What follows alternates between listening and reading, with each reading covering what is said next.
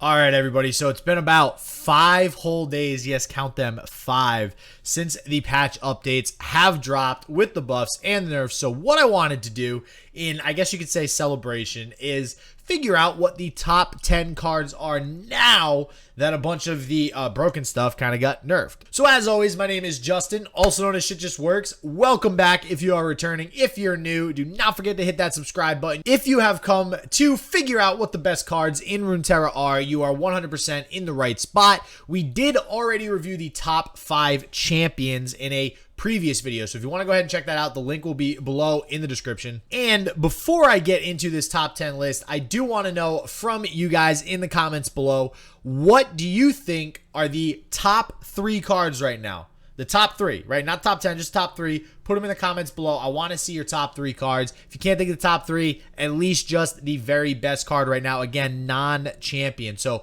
put your thoughts in the comments below. I definitely want to hear what you guys have to say. So without further ado, let's get into the top 10 cards that are not champions in Legends of Runeterra.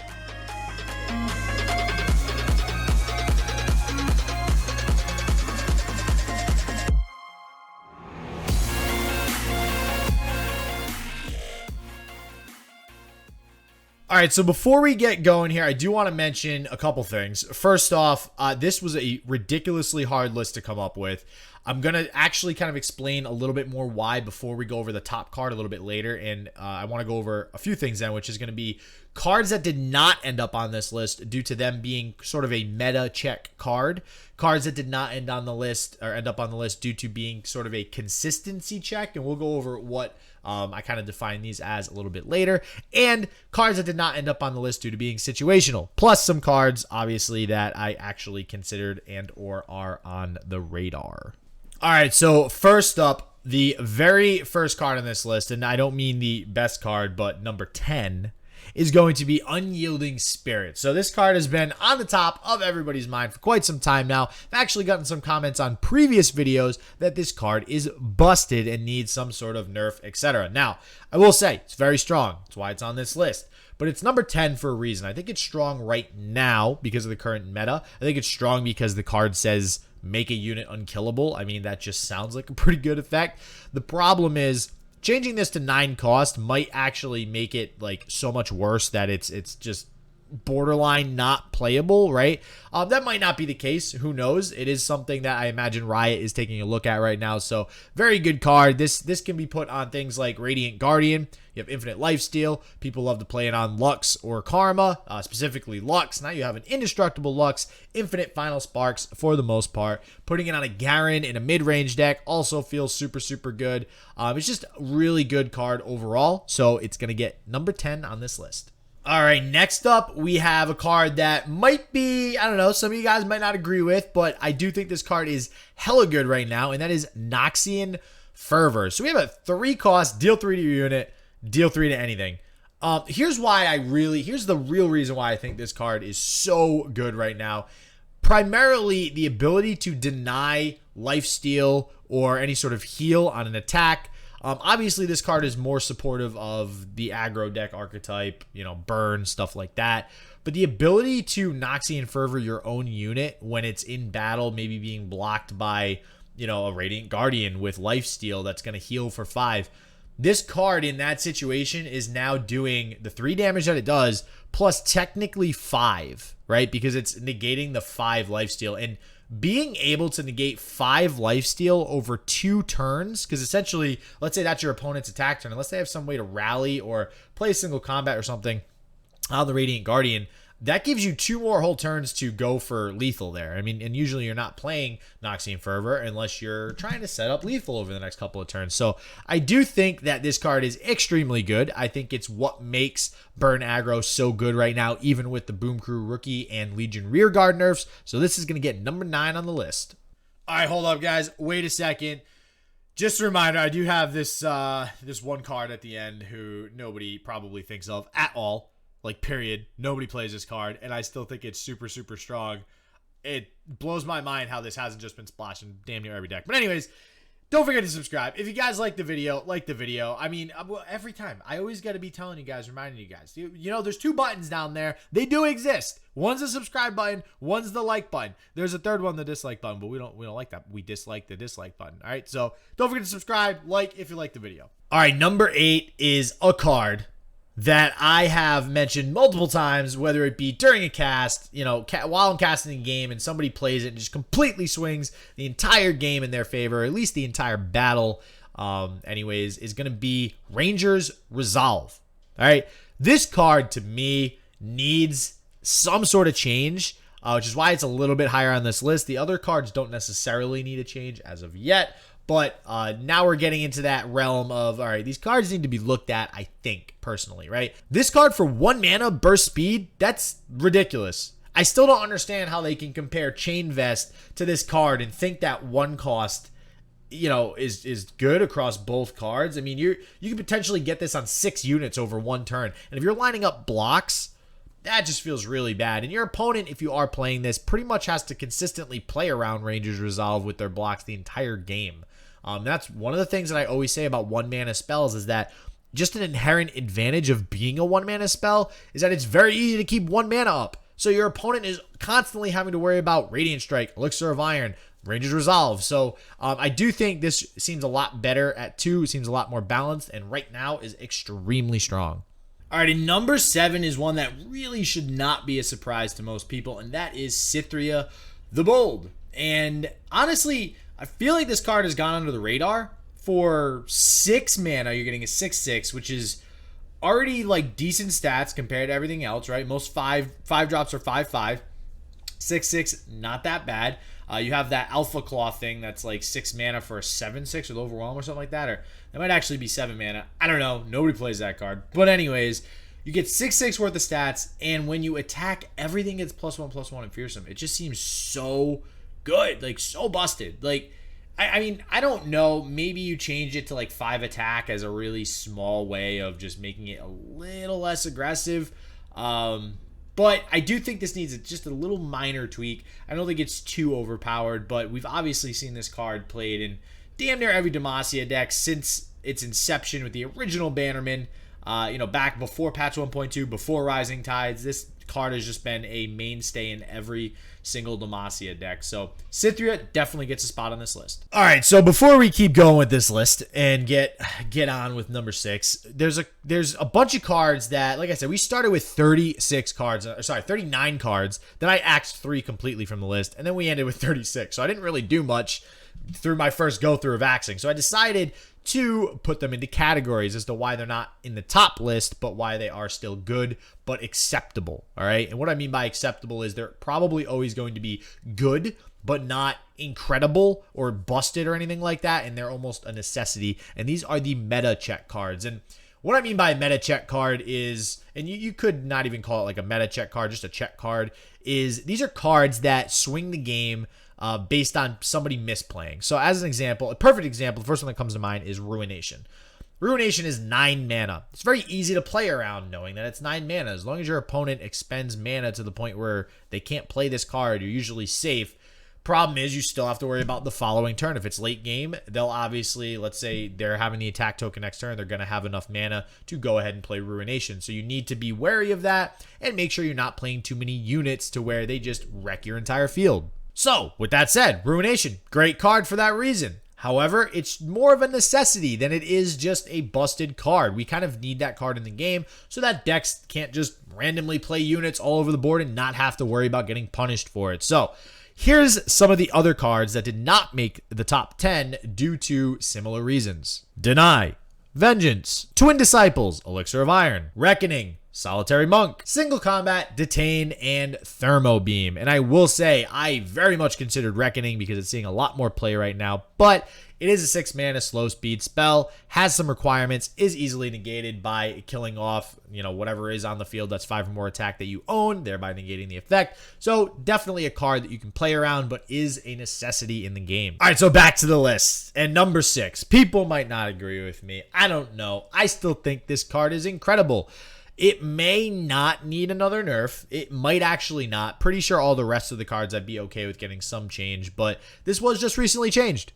Grizzled Ranger. 3 attack, 1 health. You still get the Loyal Badger Bear. Loyal Badger Bear is a little bit worse now at a 3-4, but you're still getting 6-5 worth of stats for 4 freaking mana. That is insane. There are 4 drops in the game that are 5-5. The Crimson, forget his name, the Crimson guy that when you play him, he deals 1 damage to all your units. He is 4 cost and is a 5-5. That's actually pretty decent. He's not played too often because of the extra, side effect of dealing 1 damage to all other units on your field. These stats are crazy. Not to mention he has Scout, right? So that right there, another reason why he's already good just as a 3-1 with Scout. I really, honestly, truly think that this card is a little bit overpowered still. And you really can't touch Loyal Badger Bear anymore.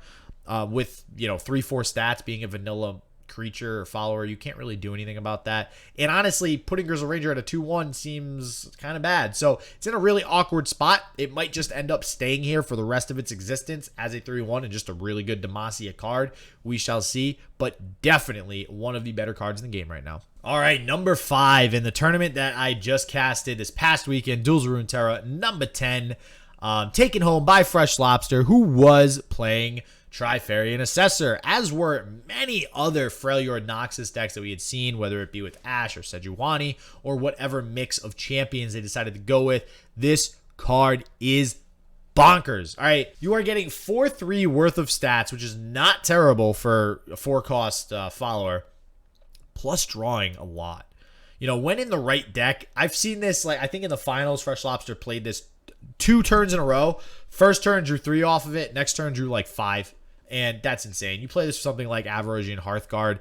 It buffs itself. You're drawing off itself, plus whatever other 5 attack units are on the board. 5 attack is pretty easy to get, honestly, too. Most followers and units that cost 5 or more are going to also have 5 attack. Obviously, it's not going to really see too much value until later in the game.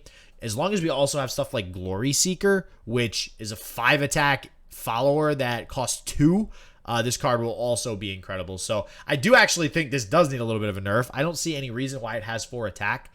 Should probably have 3 attack, and I don't really think that's a nerf that would affect it too negatively. But yeah, this card, super good. Number 4, Radiant Guardian. All right, what more to be said about this card? This card is good. It's been good since the beginning of the game. I think it's one of the best cards in the game. This thing is, oh my god, lifesteal. When you start combining this with single combat or concerted strike, you get so much lifesteal off of this. And then throw a random judgment in there. Maybe you got 3 Garens in your deck, you get a Garen's Judgment in your hand. Hey, look, now you're at full health. Also, with Unyielding Spirit, this is also very good. You're getting 5 lifesteal every single turn, pretty much. So, just really good card. Lifesteal is a super good attribute to have. There's not a whole lot of lifesteal cards in the game right now either, and just not a whole lot of heal in general. So, very awesome card, very great. I don't, whether or not this should be nerfed, I don't really know. It can't be easily nerfed, if it, and they can't, because of Remembrance, because of this getting pulled with Remembrance, they can't really lower the attack. And if they lower the health, I think it just becomes pretty bad. I do think this is kind of stuck where it's at. This is the card. This is what we got. We're going to have it for a while. And I think it's going to always be good for a very, very long time. All right, we are in the dreaded top 3. All right, so before we get into the top 3, we're going to go with another category of cards that, were thought of but not included in the top 10. And I call this list of cards the consistency check cards. And what I mean by that is they fall, the reason why they're not on the list is because they fall in line with a concept that it seems pretty clear Riot is trying to make standard across the game. So the easiest example I can use of this is Omen Hawk.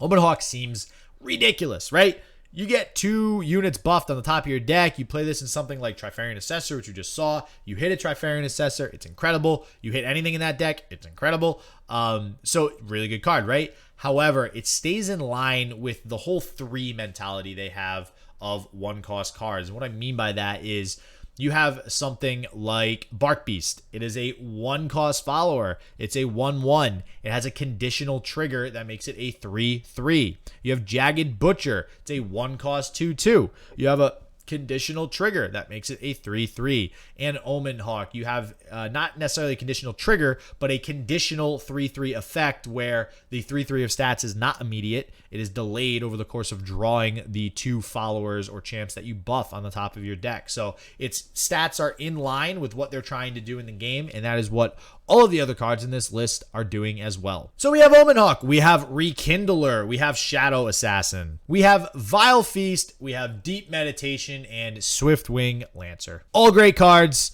But at the end of the day, they all fall in line with a lot of the other stats that they're trying to replicate across multiple factions here. So I do think that they're okay. I think they're good where they're at. They're obviously powerful cards in their own right. All right, we are at number 3 now. We got Devourer of the Depths. And if you didn't think this card would be on the list, well, surprise, it sure as hell is. And it's because this card is redonkulous. We were talking about this during the cast this past weekend, and it would be interesting to see if this isn't just played in sea monster decks. Now it's played in regular decks, because anything that's going to be able to obliterate a single unit on the field is good. Its effect is definitely easy to get around at certain times, right? You can go ahead and deal damage to it. Now its health is actually lower than the health of the unit that it's killing, but at the end of the day, it's a great card. It can obliterate damn near anything. And the other interesting thing too, which I don't think people are really recognizing, is there is a way to negate the negation, right? So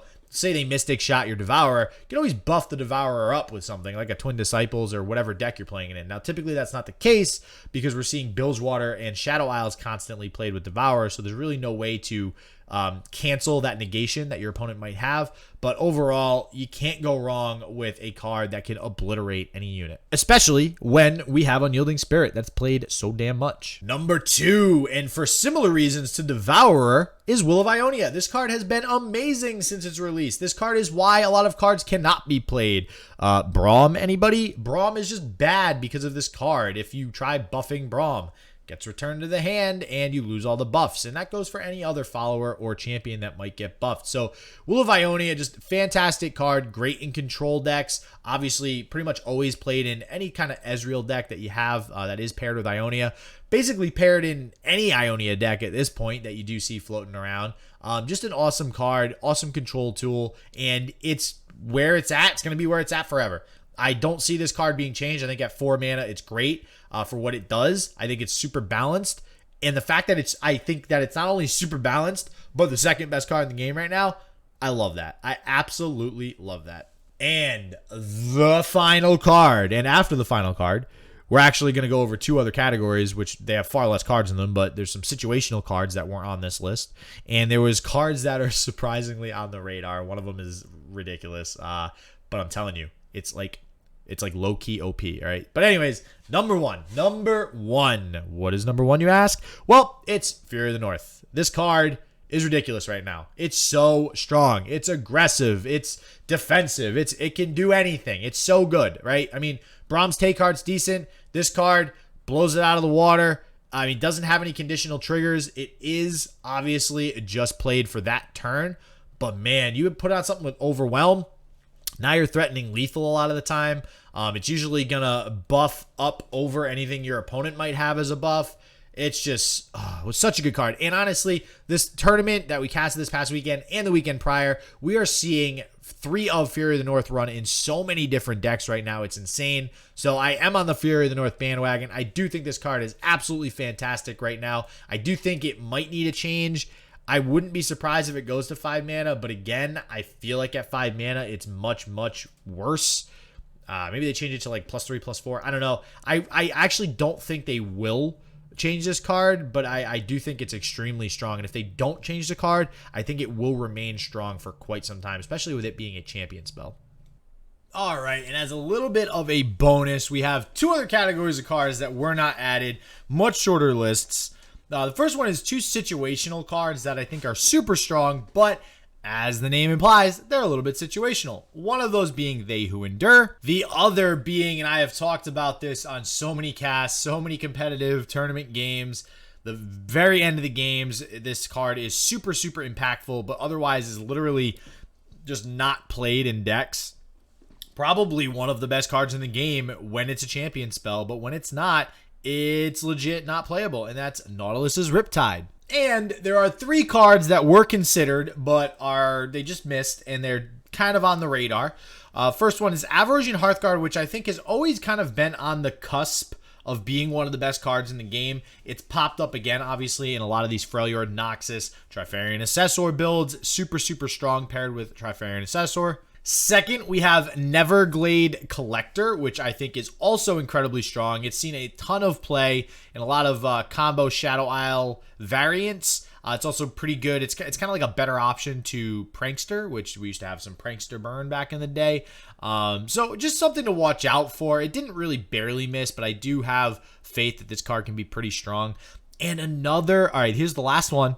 And this is the surprise that probably nobody expected, but I think that this card is low-key extremely OP, and that is Submersible. Listen, Shadow Assassin, hear me out. Shadow Assassin is a 3 cost, and it's a 2/2, elusive, draw 1. Submersible, we have a 5 cost, 1/5, so 6 worth of stats, 4/5, 4 worth of stats, 4/3 on the Shadow Assassin. So not a huge difference there. Obviously, it's a little more understated on the Submersible side. You're still getting the draw no matter what. But you have the opportunity for it to be a 5/5 by just playing 10 different cards, and pretty much every deck in the game will be playing 10 different cards. Not only that, by turn 5, it's pretty possible to play 10 different cards as well. Now, granted, that won't always happen, so it's a little bit of a downside there. But man, a 5/5 elusive that draws your card just seems really good for 5 mana, not gonna lie. This card is, I think, low-key really strong. Nobody plays it at all, and it could technically be splashed in damn near any deck. So, I don't know. I'm just curious to see if this card gets play or not. It's kind of a meme, but hey, what can you do? All right, guys, that is it. All right, I am super excited to have gone through this list. I've been waiting a little while to actually do it, for the patch update, for, the first tournament to happen. I didn't want to jump the gun on it. I'm sure there's a couple cards that I might have missed in there just to kind of go over as to why they weren't on the list. So if there are cards that you're like, WTF, man, why the hell aren't they included? Let me know in the comments below. Like I said at the beginning, let me know your guys' thoughts on the top 3 or the top 1 card right now in Runeterra. So as always, until next time, everybody stay healthy, stay positive. I hope shit just works for you, and peace out.